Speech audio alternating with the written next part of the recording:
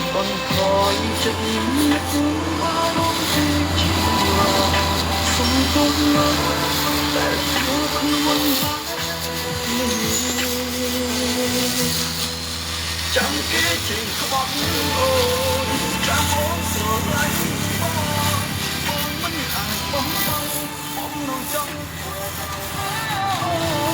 អូនចាំជីស្មងឈឺចាប់ព្រោះសម្រាប់ស្នេហ៍អូនក៏មិនបានដល់អូនពីចាំគេចេញក្បត់ចាំមកចូលខ្លួនអូសង្សារមកគេអូនក៏ទទួលបានស្រីមិនចង់ឲ្យគេក្បត់មិនឲ្យគេต้องខ្លាចគេលែងទាំងក្តីស្រីនឹងមានបងម្នាក់ចាំតែ